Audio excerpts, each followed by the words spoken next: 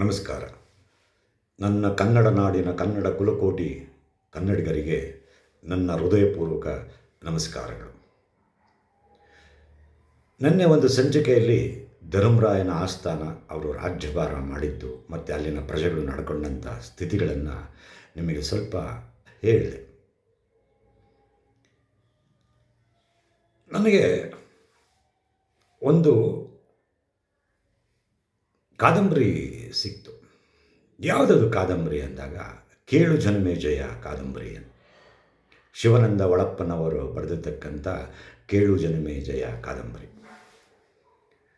ಇತಿಹಾಸದ ಬಗ್ಗೆ ಅವರು ತುಂಬ ಕಾದಂಬರಿಯಲ್ಲಿ ವರ್ಣನೆ ಮಾಡಿದ್ದಾರೆ.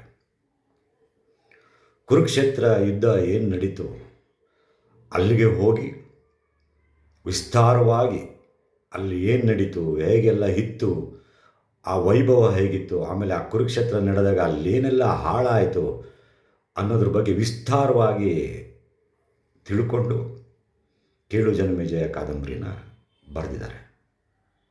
ಮಹನೀಯರೇ, ಗೆಳೆಯರೇ, ನಾವೇನಾದರೂ ಒಂದು ತಿಳ್ಕೋಬೇಕಾದ್ರೆ ಬಾಯಿಂದ ಬಾಯಿಗೆ ವಿಚಾರಗಳು ಹೋಗ್ತವೆ. ಕೆಲವೊಂದು ಬುಕ್ಕಿನಿಂದ ಕೆಲವು ವಿಚಾರಗಳನ್ನು ನಾವು ತಿಳ್ಕೋಬೇಕಾಗತ್ತೆ. ಹಾಗೆ ಈ ಕಾದಂಬರಿಯಲ್ಲಿ ಸಹ ಕುರುಕ್ಷೇತ್ರ ಮಹಾಯುದ್ಧದ ಬಗ್ಗೆ ವಿಸ್ತಾರವಾಗಿ ಪ್ರತಿಯೊಂದನ್ನು ಕೂಲಂಕುಷವಾಗಿ ಬರೆದಿದ್ದಾರೆ. ನಾನು ಯಾಕೆ ವಿಚಾರ ಹೇಳ್ತೀನಿ ಅಂದಾಗ, ನಮ್ಮ ಹಿರಿಯರು ಭಾಳ ಮುಖ್ಯ ನಮಗೆ. ನಮ್ಮ ತಾತ, ಅಜ್ಜಿ, ನನ್ನ ತಂದೆ, ನನ್ನ ತಾಯಿ, ನಾವು ಸಣ್ಣ ವಯಸ್ಸಲ್ಲಿದ್ದಾಗ ನಮಗೆ ತುಂಬ ತಿಳುವಳಿಕೆಗಳನ್ನು ಹೇಳ್ತಿದ್ರು. ಕೆಟ್ಟ ದಾರಿಗೆ ಹೋಗಬೇಡಿ, ಒಳ್ಳೆ ದಾರಿಲಿ ಹೋಗಿ ಅಂಥೇಳಿ ಭಾಳ ಬುದ್ಧಿ ಹೇಳ್ತಿದ್ರು. ಆಮೇಲೆ ಈ ಕಥೆಗಳನ್ನು ಹೇಳ್ಕೊಬರ್ತಿದ್ರು. ಯಾವುದು ಕುರುಕ್ಷೇತ್ರ, ಮಹಾಭಾರತ, ರಾಮಾಯಣ, ಇಂಥವೆಲ್ಲ ನಮಗೆ ಕಥೆಗಳನ್ನ ಹೇಳ್ಕೊಬರ್ತಿದ್ರು. ಹೇಳ್ಕೊಬರ್ತಿದ್ದಾಗ ನಮಗೆ ಒಂಥರ, ಆವಾಗ ನಾವು ಸಣ್ಣ ಮಕ್ಕಳಲ್ವಾ, ಅಂತ ಹೋಗ್ಬಿಡ್ತಿದ್ವಿ, ಊಟ ಮಾಡ್ತಿದ್ವಿ, ಮಲ್ಕೊಬಿಡ್ತಿದ್ವಿ. ಬರ್ತಾ ಆಮೇಲೆ ನಾವು ದೊಡ್ಡವರಾದಾಗ, ನೋಡು ಮಕ್ಕಳ, ನಿಮ್ಮ ಕತೆ ಹೇಳಿದ್ದನ್ನು ಮರಿಬೇಡಿ ಅಂತ ಹೇಳಿ ನಮ್ಮ ತಾತ ನಮ್ಮ ಅಜ್ಜಿ ಹೇಳೋರು. ಇಲ್ಲ ಮರೆಯೋದಿಲ್ಲ. ಆಮೇಲೆ ಸಣ್ಣ ಬುಕ್ಗಳನ್ನ ನಮಗೆ ಓದೋದಕ್ಕೆ ಕೊಡೋರು. ಚರಿತ್ರೆ ಬುಕ್ಕು, ಸಮಾಜದ ಬುಕ್ಕು, ಈ ಥರದ್ದೆಲ್ಲ ಬುಕ್ಗಳು ನಮಗೆ ಕೊಡ್ತಿದ್ದರು. ಅದನ್ನು ಆಮೇಲೆ ನಮ್ಮ ಶಾಲೆಗಳಲ್ಲೂ ಅಷ್ಟೇ. ಆಗಿನ ಸರ್ಕಾರಿ ಶಾಲೆಗಳು ತುಂಬ ಅದ್ಭುತವಾಗಿ, ತುಂಬ ಒಳ್ಳೊಳ್ಳೆ ವಿದ್ಯಾರ್ಥಿಗಳು ಸರ್ಕಾರಿ ಶಾಲೆಯಲ್ಲಿ ಓದಿ ಬೆಳೆದಂಥ ಮಹನೀಯರು ಇದ್ದಾರೆ. ಸರ್ ಎಂ ವಿಶ್ವೇಶ್ವರಯ್ಯ ಸಹ ಸರ್ಕಾರಿ ಶಾಲೆಯಲ್ಲಿ ಓದಿದವರು. ಎಂಥ ಮಹಾ ಇಂಜಿನಿಯರ್ ಅವರು. ಈ ಥರದ್ದು ಕೆಲವೆಲ್ಲ ಘಟನೆಗಳು ಹಿರಿಯರು ಹೇಳಿದಾಗ ಅದು ನಮ್ಮ ನೆನಪಲ್ಲಿರುತ್ತೆ. ನಾನು ಈ ಧರ್ಮರಾಯನ ವಿಚಾರ ಯಾಕೆ ನಾನಿಲ್ಲಿ ತಗೊಂಡೆ ಅಂದಾಗ, ಅವನು ರಾಜ್ಯದ ಆಳ್ವಿಕೆಯಲ್ಲಿ ಈ ಪ್ರಜೆಗಳು ಏನೆಲ್ಲ ನಡವಳಿಕೆಗಳನ್ನ ಮಾಡ್ತಾರೆ ಅಂತ, ಸುಖವಾಗಿರಲಿ ಅಂತ ಒಬ್ಬ ರಾಜ ಬಯಸಿದಾಗ ಆ ಪ್ರಜೆಗಳು ಏನೆಲ್ಲ ಅವ್ಯವಸ್ಥೆಗಳನ್ನ ದೇಶಕ್ಕೆ ತಂದು ಒಡ್ಡುತ್ತಾರೆ ಅನ್ನುವ ಒಂದು ಕೆಲವು ಮಾತುಗಳನ್ನ ನಿಮ್ಮ ಹತ್ರ ಹೇಳಿದ್ವಿ. ಅದ್ರ ಮುಖ್ಯನ ಈಗ ಹೋಗೋಣ. ಏನಾಗುತ್ತೆ, ಈ ವಿಚಾರ ಅಲ್ಲಲ್ಲೇ ಜೂಜುಕೋರ, ಜೂಜಾಟಗಳು, ದಾರು ಇವೆಲ್ಲ ಶುರುವಾಗಿ ಹೋಗ್ತವೆ. ಇದು ಗುಪ್ತ ಗೂಢಚಾರರ ವಿಚಾರವಾಗಿ ಮಹಾರಾಜನಿಗೆ ವಿಚಾರ ತಿಳಿಯುತ್ತೆ. ಧರ್ಮರಾಯ ಭಾಳ ನೊಂದ್ಕೋತಾನೆ ಅಂದರೆ, ಅಲ್ಲ, ನಾನು ನನ್ನ ಪ್ರಜೆಗಳು ಸುಖವಾಗಿರಲಿ, ಚೆನ್ನಾಗಿರಲಿ ಅಂಥೇಳಿ ನಾನು ಬಯಸಿದ್ರೆ ಇಂಥವೆಲ್ಲ ಮಾಡೋಕ್ಕೆ ಶುರು ಮಾಡಿಬಿಟ್ಟಿದ್ದಾರಲ್ಲ ಅಂತ. ಆಮೇಲೆ ನಾನು ಹೇಳಿದ್ದೆ, ದೇವಸ್ಥಾನದಲ್ಲಿ ಸಭೆ ಸೇರಿ ಈ ಥರ ಎಲ್ಲ ಮಾತನಾಡ್ತಾರೆ ಅಂಥೇಳಿ.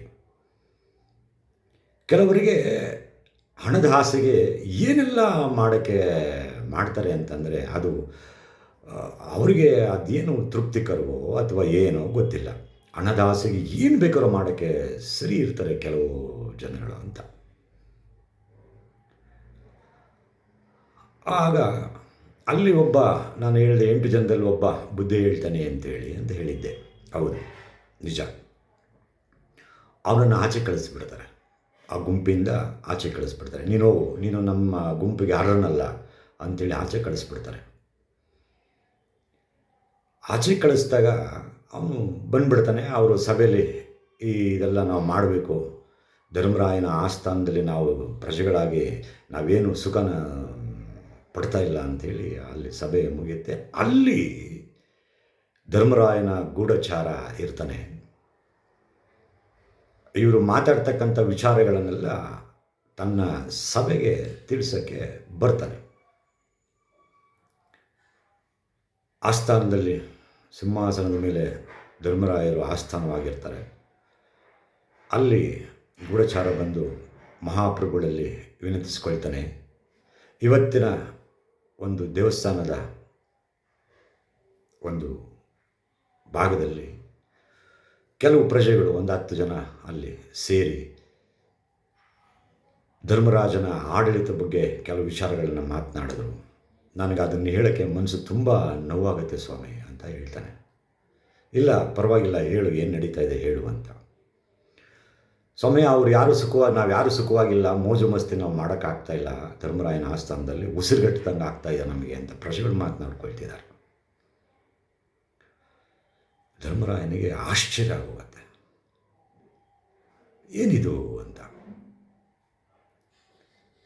ಸರಿ ಆಯಿತು.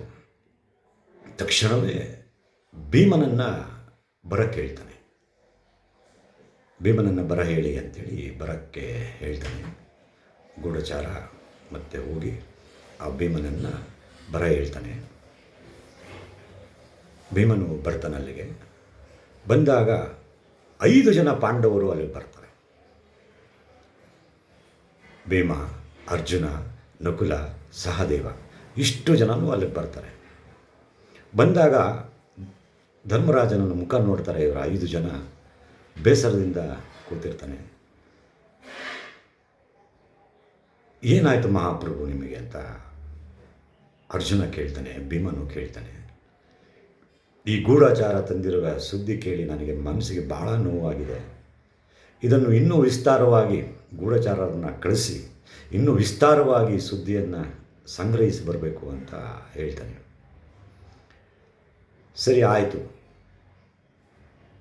ಭೀಮ ಆ ಗೂಢಚಾರಿಗೆ ಆಜ್ಞೆ ಮಾಡ್ತಾನೆ. ನಮ್ಮ ನಾಡಲ್ಲಿ ಏನನ್ನು ಆಗ್ತಾಯಿದೆ ವಿಚಾರಗಳನ್ನು ತಿಳ್ಕೊಂಡು ಬರಬೇಕು ಅಂತೇಳಿ ಆಜ್ಞೆ ಮಾಡ್ತಾನೆ. ಗೂಢಚಾರರು ಅವರ ವೃತ್ತಿಗೆ ಅವರು ತೆರಳ್ತಾರೆ. ಇಲ್ಲಿ ಒಂದು ಕಡೆ ಇನ್ನೊಬ್ಬ ಗೂಢಚಾರ ಹೋಗ್ತಾನೆ. ಜೂಜುಕಟ್ಟೆ, ಜೂಜಾಡೋದು. ಆ ಜೂಜುಕಟ್ಟೆ ಹತ್ತಿರ ಹೋಗಿ ಅವರ ಜೂಜಾಟದವನ್ನು ಎಲ್ಲವನ್ನು ಪರಿಶೀಲನೆ ಮಾಡಿ ಅಲ್ಲಿರ್ತಾನವನು. ಒಂದು ಮಡಕೆಯಲ್ಲಿ ಚೀಟಿಗಳನ್ನು ಬರೆದು ಆ ಮಡಕೆಯಲ್ಲಿ ಹಾಕೋದಂತೆ. ಆ ಚೀಟಿಯಲ್ಲಿ ಯಾರು ಹೆಸರು ಬರುತ್ತೆ ಅವರು ಆ ಹೆಣ್ಮಕ್ಕಳನ್ನ ಕರ್ಕೊಂಡು ಹೋಗೋದಂತೆ. ಇಂಥ ನಾಚಿಕೆಗೇಡಲ್ವಾ ಅದು.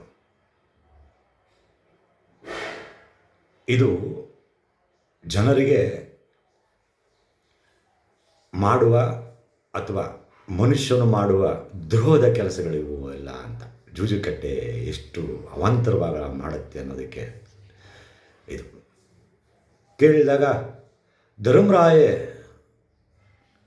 ಜೂಜಾಡಲಿಲ್ವಾ, ಹೆಂಡ್ತಿನ ಪಣಕ್ಕಿಡಲಿಲ್ವಾ, ನಾವು ಇದೆಲ್ಲ ಮಾಡಿಬಿಟ್ರೆ ಏನಾಗುತ್ತೆ ಅಂತ ಅವನು ಕೇಳ್ತಾನೆ. ಆ ಗೂಢಚಾರನ ಅಂತ ಗೊತ್ತಾಗಲ್ಲ ಅವರಿಗೆ. ಆಗ ಗೂಢಚಾರ ಮನಸ್ಸಿಗೆ ಭಾಳ ನೋವು ಮಾಡ್ಕೊಂಡ್ಬಿಡ್ತಾನೆ. ನಮ್ಮ ರಾಜರು ಆಗಿನ ಪರಿಸ್ಥಿತಿ ಒಂದು ವಿಚಾರದಲ್ಲಿ ಏನೇನು ಅಡಕವಾಗಿತ್ತು, ಏನೇನು ಮಾಡ್ತಿದ್ರು ಅದು ನಮಗೆಲ್ಲ ಏನು ಗೊತ್ತಿತ್ತು, ಅದನ್ನೇ ನೀವು ತಪ್ಪರ್ಥ ಮಾಡಿಕೊಂಡು ನೀವು ಇದನ್ನು ಮಾಡಲಿಕ್ಕೆ ಬಯಸ್ತಿರಲ್ಲ ಅಂತ ತನ್ನ ಮನಸ್ಸಲ್ಲಿ ಅಂದ್ಕೊಂಡು ತಲೆ ಬಗ್ಗಿಸಿ ಅಲ್ಲಿಂದ ಹೊರಟು ಬಂದುಬಿಡ್ತಾನೆ. ಹೊರಟು ಬಂದು ರಾಜ್ಯಸಭೆಗೆ ಬರ್ತಾನೆ. ಅಲ್ಲಿ ದ್ರೌಪದಿ ರಾಜ್ಯಸಭೆಯಲ್ಲಿ ಕೂತಿರ್ತಾಳೆ. ಆಗ ಆ ತಾಯಿ ಮುಖ ನೋಡಿ ಇವನು ಕಣ್ಣಲ್ಲಿ ನೀರು ಹಾಕ್ಕೊಳ್ತಾನೆ. ನೀರು ಹಾಕ್ಕೊಂಡು ತಲೆ ಬಗ್ಗಿಸಿ, ಇಲ್ಲ ಮಹಾರಾಜ, ತಾಯಿ ಎದುರಿಗೆ ನಾನು ಈ ಶಬ್ದವನ್ನು ನಿಮ್ಮ ಮುಂದೆ ಉಚ್ಚಾರಣೆ ಮಾಡೋಕ್ಕಾಗೋದಿಲ್ಲ. ದಯವಿಟ್ಟು ನನಗೆ ನಾಳೆವರೆಗೂ ಅವಕಾಶ ಕೊಡಿ, ಇನ್ನೂ ಕೆಲವು ವಿಚಾರಗಳನ್ನು ತಮ್ಮ ಬಳಿಗೆ ಅರಿಕೆ ಮಾಡ್ಕೊಳ್ತೀನಿ ಅಂತ ಹೇಳಿ ಕೈ ಮುಗಿದು ಅಲ್ಲಿಂದ ಹೊರಟೋಗ್ತಾನೆ. ಮುಂದಿನ ಸಂಚಿಕೆಯಲ್ಲಿ ಇನ್ನೂ ಕೆಲವು ವಿಚಾರಗಳನ್ನು ಮಾತನಾಡೋಣ. ನಮಸ್ಕಾರ.